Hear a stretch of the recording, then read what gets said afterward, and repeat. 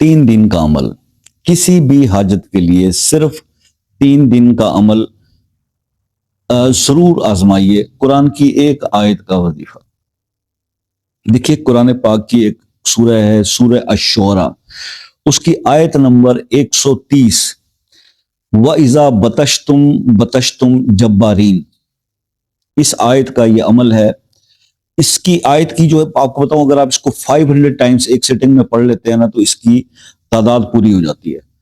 एक दिन आप ये कर लें, उसके बाद शब जुमा, बुध वाले दिन ये कर लें, और शब जुमा को आपने इस आयत को इशा की नमाज के बाद 313 बार पढ़ना है, अव्वल आखिर 3 बार दुरूद शरीफ, और इसके बाद ये एक जुमेरात, फिर दूसरी और फिर तीसरी, 3 जुमेरात ये कर लें। इंशाल्लाह पहली जुमेरात को ही आपकी हाजत पूरी होगी, जो भी जरूरत होगी, नहीं तो दूसरी, नहीं तो तीसरी, फाइनल 3 जुमेरातों से आगे कोई नहीं जाता। तो ये एक अमल बहुत आसान अमल है, जरूर कीजिएगा।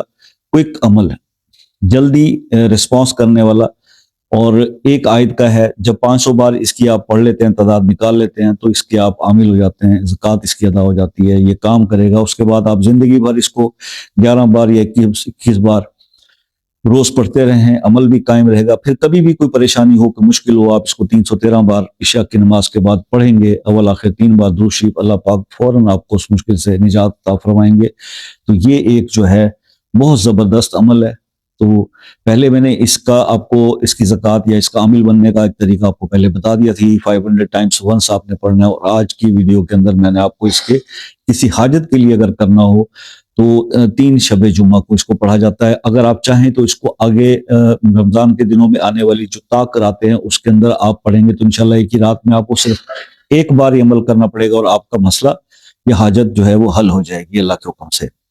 मजीद कुछ समझना हो तो फिर आप व्हाट्सएप पर रब्ता कर लीजिएगा। बाकी ये है कि मेरी तरफ से कोशिश होती है कि पूरा एक्सप्लेन कर दूं शॉर्ट टाइम के अंदर। कुछ चीज़ें बताने से रह भी जाती हैं ओब्वियसली, तो आप वो पूछ सकते हैं, लेकिन उसका टाइम शाम 6 से रात 10 बजे तक है। इससे पहले या बाद में मैसेज कॉल प्लीज ना किया कीजिए। और अगर किसी मसले में आप फंसे हुए हैं और वो मसला बहुत सारे वज़ाइफ करके भी हल नहीं हो पा रहा, तो उसके लिए यही कहूँगा कि दुआओं के अंदर आप उसको शामिल कराएं, और वो अपना मसला अपने नाम के साथ कमेंट में लिख दें। इंशाअल्लाह उसके लिए दिल से दुआ करेंगे, अल्लाह ताला दुआएं कबूल करने वाला है। आपका मसला अल्लाह करे हल हो जाए। तो बाकी ये है कि आप पाकिस्तान से हैं या दूसरे मुल्क से बात करते हैं, किसी भी मुल्क से दुनिया के बात करते हैं, तो आपको आसानी हो जाती है अगर आप व्हाट्सएप पर एक मैसेज करके कॉल का टाइम ले लें। इसके कुछ चार्जेस तो नहीं है, लेकिन ये है कि कॉल का टाइम लेने से हम बाउंड हो जाते हैं आपसे बात करने या आपके साथ राब्ते के अंदर, तो आपका मसला आसानी से सुना जाएगा, कोई परेशानी आपको फिर बात करने में नहीं होती। तो ये एक महज़ब तरीका है जी, इस पर आप अमल कीजिएगा। बाकी दुआ में याद रखिएगा। जिंदगी रही तो नेक्स्ट किसी वीडियो में आपसे फिर मुलाकात हो जाएगी। तब तक के लिए इजाजत दीजिए। अल्लाह हाफिज।